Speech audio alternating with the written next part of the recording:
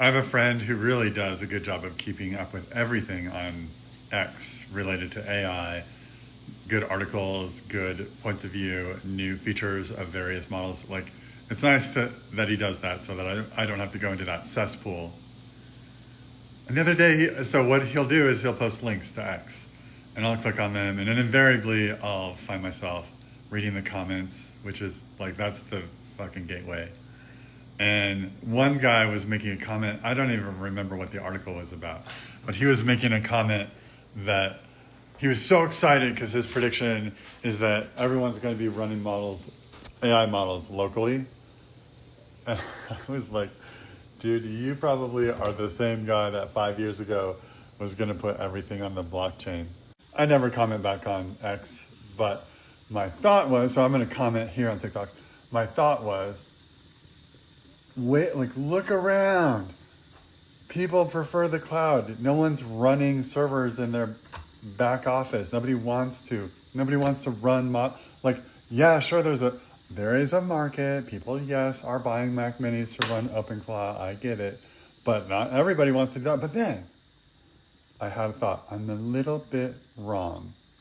There is a line of demarcation where it does get exciting to run models locally. There are three things that you would want. One, low latency. Two, high availability even when you don't have internet access. Three is true privacy. You don't have to worry about your information going onto a network. The moment your information is on a network, even if it's very well encrypted, it is inherently less secure.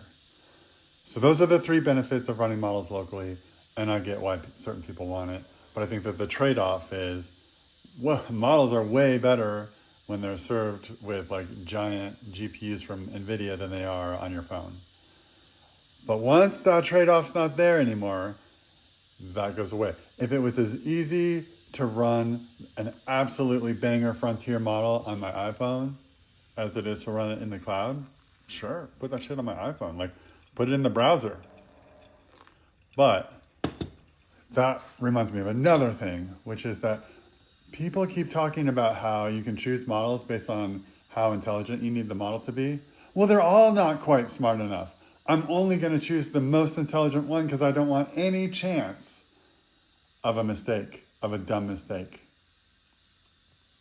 So we need to get to the point where it really is just a case where it's like, no, this model is trustworthy for everything I might want it to do, from writing to software to whatever it is, before I'm willing to accept that there may be a smarter one that I don't need. Yes, there are a few use cases, maybe like reading text off of a document, like just text to, like the stuff that old previous to LLM models used to be able to do, like that stuff. I don't need the frontier model for that.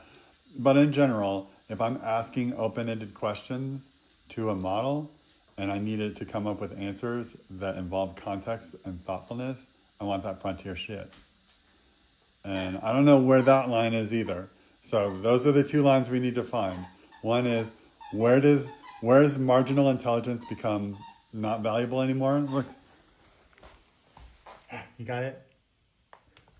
And number two is, can we get the model where that marginal intelligence is no longer important?